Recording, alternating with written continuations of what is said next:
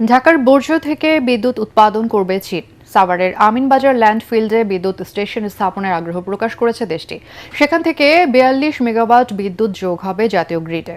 ২৫ টাকা ইউনিট দরে বিদ্যুৎ কিনবে সরকার। আগামী ২ সেপ্টেম্বর বেইজিংয়ে এই বিষয়ে একটি ত্রিপক্ষীয় চুক্তি সই হওয়ার কথা রয়েছে। সচিবালয়ে ঢাকায় নিযুক্ত চীনের রাষ্ট্রদূতের সাথে বৈঠক শেষে এসব তথ্য জানান স্থানীয় সরকার প্রতিমন্ত্রী। এ সময় রাষ্ট্রদূত বলেন, বাংলাদেশের সাথে সম্পর্ক আরও জোরদারে বিভিন্ন উদ্যোগ নিয়েছে চীন। আরও জানাচ্ছেন মাহবুব কবির চপল। ঢাকা শহরকে উপর থেকে দেখলে মনে হবে ফিটফাট, তবে ভেতরে রয়েছে ময়লার হাট। প্রতিদিন ৭ থেকে ৮ হাজার টন বর্জ্য তৈরি হচ্ছে এই শহরে। এর বেশিরভাগ ফেলা হচ্ছে আমিনবাজার ল্যান্ডফিল্ডে। সেখানে মানুষের তৈরি বর্জ্য মানুষেরই ক্ষতির কারণ হয়ে দাঁড়াচ্ছে। এসব বর্জ্য থেকে বিদ্যুৎ উৎপাদনে বহুদিন থেকেই চেষ্টা চলছে। অবশেষে তাতে সায় দিয়েছে চীন।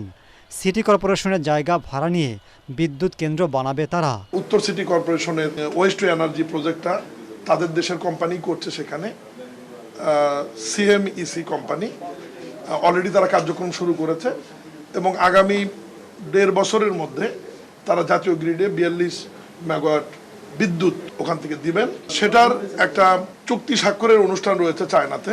আমি নিজে সেখানে যাচ্ছি আগামী ২ সেপ্টেম্বর। আর কি সঠিক প্যাড আর সঠিক তথ্য দিয়ে এসব সামলে নিব এক হয়ে। Monalisa sanitary napkin. বর্জ্য বিদ্যুৎ কেন্দ্র থেকে প্রতিদিন ৪২ মেগাওয়াট বিদ্যুৎ উৎপাদন হবে। ২৫ টাকা ইউনিট দরে কিনবে সরকার, যা বাংলাদেশের সবচেয়ে ব্যয়বহুল হবে।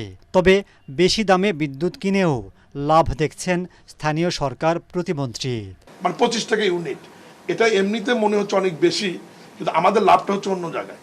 আমাদের ময়লা আবর্জনাগুলো তো তারা ধ্বংস করে দিচ্ছে এবং সেখানে যে ময়লা আবর্জনা ওয়েস্ট থাকছে সেখান থেকে জৈব সার হচ্ছে এবং তারা ল্যান্ডফিল্ডে ব্যবহার করবে। এটার জন্য মাসিক একটা ভাড়া সিটি কর্পোরেশনকে তারা দেবে এবং এই জায়গায় বাংলাদেশ সরকারের বিন্দুমাত্র কোনো ইনভেস্ট করতে হচ্ছে না।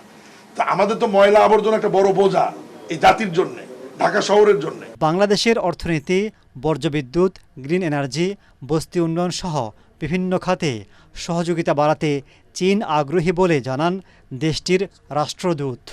We discussed the future cooperation, especially related to his jurisdiction. We especially talk about why is the West to end project, which is the only one, the first one in Bangladesh. We are happy with the guidance of the Honorable Prime Minister. চীনের কাছ থেকে যুদ্ধ বিমান কেনার বিষয়ে কোনো মন্তব্য করতে রাজি হননি রাষ্ট্রদূত। I'm not in a position to comment on this matter. Mahbub Kabir Chapal, ATN Bangla, Dhaka.